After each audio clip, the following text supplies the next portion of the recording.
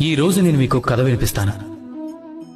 ఒకప్పుడు ఒక వ్యక్తి తన ద్వారం మీద ఇలా రాశాడట, నేను ఎంతో దుఃఖంలో ఉన్నాను, దయచేసి నన్ను కలవడానికి ఎవరూ రాకండి అని.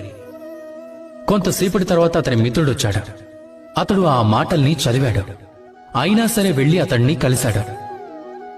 అతను ఏమన్నాడంటే, నాకు చదవడం రాదు, కానీ నీ మనసులో ఉన్న దుఃఖాన్ని చదవటం మాత్రం నాకు బాగా వచ్చు అని అన్నాడట. అలాంటి వాడినే మంచి మిత్రుడు అంటారు. ఏ కారణం చేతనైనా మీరు దుఃఖంలో ఉన్నప్పుడు, సమస్యకి పరిష్కారం కనిపెట్టలేనప్పుడు, ఈ లోకాన్నే వదిలి వెళ్లిపోవాలనిపించినప్పుడు, అప్పుడు కూడా ఈ మిత్రుడు మీ వెంటే వస్తాడు. అతడు మీ సమస్యని పరిష్కరించలేకపోవచ్చు, కాని నేనున్నాననే ధైర్యం ఇస్తాడు.